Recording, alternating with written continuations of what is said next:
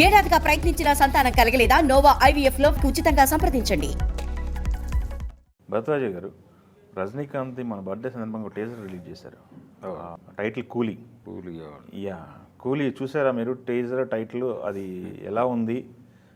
Rajinikanth 171 cinema.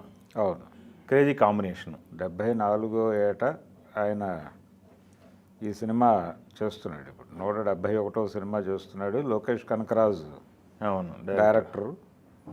తను రజనీకాంత్ని ఆయన అభిమానులు కోరుకున్న విధంగా మాత్రమే కాదు, అసలు ఆడియన్స్కి ఏ రకమైనటువంటి రజనీకాంత్ని స్క్రీన్ మీద చూడదలుచుకుంటున్నారో అలాంటి రజనీకాంత్ని ప్రజెంట్ చేయడంలో ఇతనికి ఒక ప్రత్యేక శైలి ఉంది అనేది ఆల్రెడీ ఎస్టాబ్లిష్ చేసుకున్నాడు తను. అవును, ప్రూవ్డ్ డైరెక్టర్ రజనీ. అంటే కొంతమంది డైరెక్టర్లకి కొంతమంది హీరోలను హ్యాండిల్ చేయటంలో వాళ్ళకు ఒక ప్రత్యేక నైపుణ్యం ఉంది అనేది అనిపిస్తుంది. మన గతంలో చూస్తే రామారావు గారిని ఒక దశలో రాఘవేంద్రరావు కాంబినేషన్లోనే చూడటానికి ఇష్టపడేవాళ్ళు.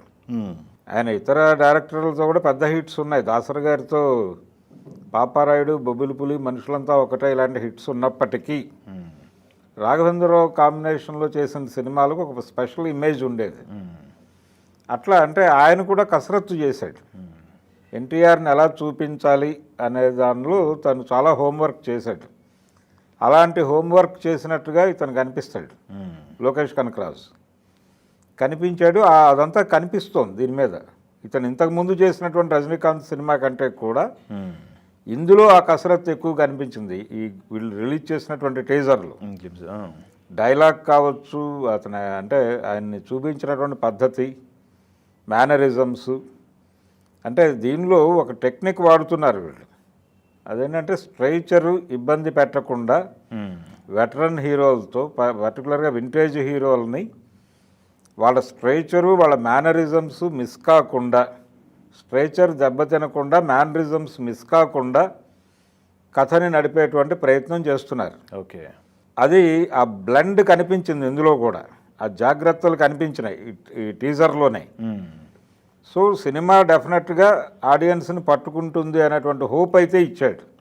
రజనీకాంత్ కూడా చాలా ఎనర్జెటిక్గా కనిపించాడు దీని వరకు.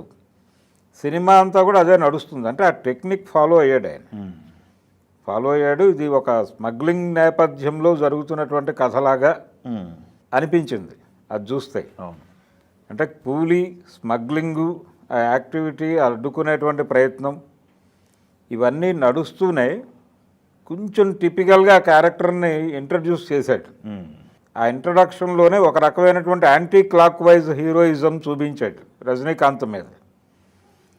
డైలాగులో చెప్పినటువంటి అంశం కూడా కొంచెం తేడాగా నడుస్తుంది. ఆ తేడాగా నడవటమే యాంటీ క్లాక్ వైజ్ హీరోయిజం. అది మనం ఈ మధ్య కాలంలో చాలామంది ఫాలో అవుతున్నటువంటి ట్రెండే. ఇది రవితేజ లాంటి వాళ్ళు వీళ్ళందరూ ఫాలో అవుతున్న ట్రెండే. దీనికి ఒక రకంగా మాతృక రజనీకాంతే. రజనీకాంత్ అలాగే అమితాబ్ కూడా ఇదే ధోరణిలో నడిపాడు మొదట దీవార్ ఈ సినిమాల్లో. శత్రుఘ్న సిన్హా నడిపాడు కొంతకాలం. తర్వాత రజనీకాంత్ మీద నడిచింది. తెలుగులో రవితేజ వీళ్ళు ఫాలో చేశారు దాన్ని. మళ్ళీ ఆ ఎనర్జీ కనిపించింది రజనీకాంత్ దీనిలో, డైలాగ్ డెలివరీలోను. అంటే డైలాగ్ డెలివరీ అంటే తెలుగు డబ్బింగ్కి వచ్చేసరికి మన నాగూర్ బాబు మను చెప్పాడు. అంటే బాలసుబ్రహ్మణ్యం గారి వాయిస్ కమల్ హాసన్కి ఎంత యాప్టో మనో వయస్సు రజనీకాంత్కి అంత యాప్ట్ అయిపోయింది. సో అది దాదాపుగా రజనీ తమిళ డైలాగ్ ఏ ఇంటెన్సిటీతో చెప్పాడో అదే కనిపించింది తెలుగు డైలాగ్లో కూడా. సో ఇది డెఫినెట్గా మళ్ళీ ఒకసారి రీసెంట్గా జైలర్తో ఒక సక్సెస్ చూశాడు ఆయన. దాన్ని మించి కనిపించింది ఇది. జైలర్ సంబంధించి రిలీజ్ అయినటువంటి ట్రైలర్లు, టీజర్లు వాటికంటే కూడా ఎఫెక్టివ్గా కనిపించాడు దీనిలో రజనీకాంత్. సో తను తిరిగి మరొకసారి వింటేజ్ ఆడియన్స్ కూడా నిజానికి ఆయన్ని చూడాలి అనుకుంటున్నటువంటి ఆ జనరేషన్ బ్యాచ్ ఉంది ఇంకా. వాళ్ళ దగ్గర నుంచి మొదలు పెడితే ఈ జనరేషన్ వరకు దాదాపుగా 4 జనరేషన్. 75లో మొదలైంది ప్రయాణం. ఆయన 75 వచ్చింది. ఇప్పుడు ఆయనకు 75కు దగ్గరకు వచ్చాడు. 1975 అపూర్వ రాగంగలతో మొదలైంది ప్రయాణం. అదే సినిమా తెలుగు రీమేక్ చేసినప్పుడు అదే క్యారెక్టర్ తను చేయాలనుకున్నాడు. తీరా విచిత్రంగా ఆయన ఫ్రెండ్ మోహన్ బాబు చేశాడు తెలుగులో ఆ క్యారెక్టర్, తూర్పు పడమరలో. ఆ క్యారెక్టర్ తనకు ఇవ్వమని వెళ్ళి దాసరిని అడిగాడు ఈయన, ఇంటికి వెళ్ళి అడిగితే లేదు నేను మోహన్ బాబుకి కమిట్ అయి ఉన్నాను అందుకని నీకు ఇవ్వట్లేదని చెప్పి తప్పించుకున్నాడు ఆయన. సరే మన ఫ్రెండే కదా అని ఇతను వదిలేశాడు. ఇప్పుడు అప్పటి నుంచి మొదలుపెట్టి 75 నుంచి మొదలుపెట్టి ఇప్పటి వరకు అలా పెరుగుతూ ఉన్నారు ఆయన ఆడియన్స్. 4 జనరేషన్ల ప్రేక్షకులు ఇప్పుడు ఆ సినిమాకి వెయిటింగ్, ఆ సినిమా చూడాలి అనేటువంటి వెయిటింగ్లో ఉన్నారు. డెఫినెట్గా అలరిస్తాను నేను అనే హోప్ అయితే ఇచ్చాడు ఆయన.